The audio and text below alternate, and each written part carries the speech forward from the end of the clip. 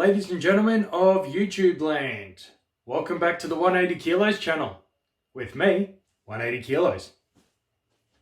So if you have been following along with this channel, just letting you know that this happened.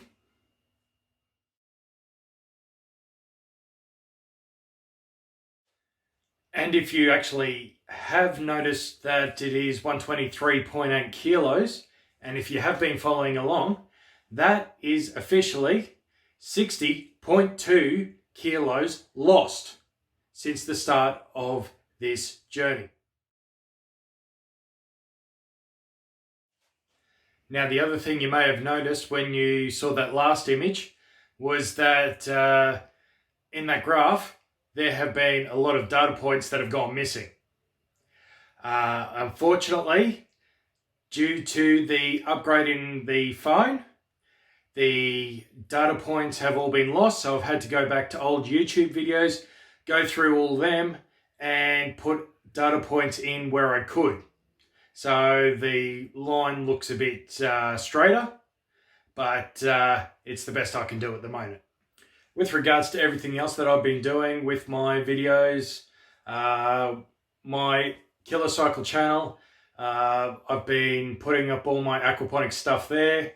I've seen that my plants have been growing, and I'll be putting another video or two on that channel very soon.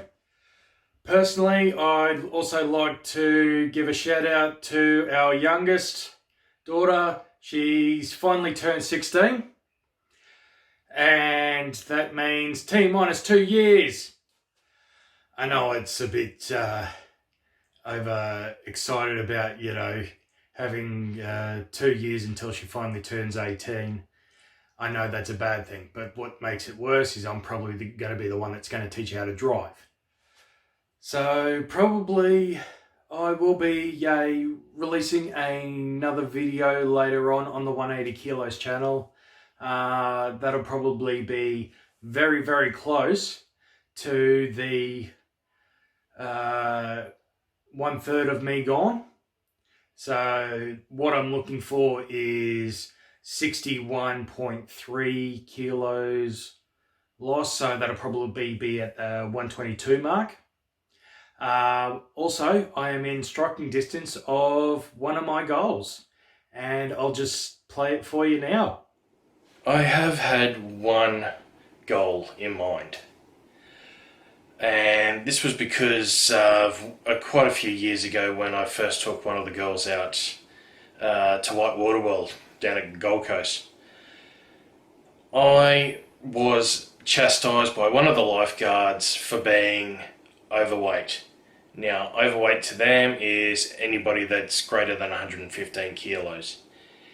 Now, I did send a complaint letter to them.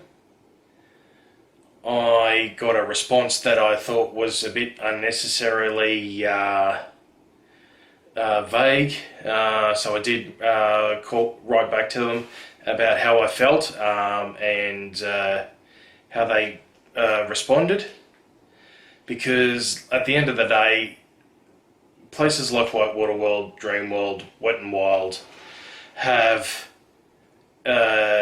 yardsticks for a minimum height and even possibly a maximum height.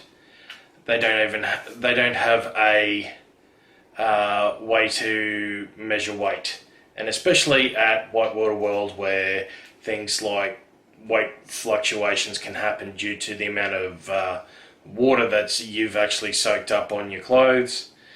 I thought that was a bit discriminatory, especially when they didn't have a set of scales that they could actually physically measure you to say whether you were greater or less than 115 kilos. As you saw there, I'm within 10 kilos of that 115 mark, and that's when I want to go back to Dream World. Now, I want to get there probably by 12 months since the surgery, so we're looking at mid-October, and hopefully onwards and upwards, or in my case, onwards and downwards, in more ways than one. So just remember, like, share and subscribe to this video. Also subscribe to my other channel, the Killer Cycle channel, if you are an aquaponics buff. And also just remember, seeing is believing that you're getting screwed.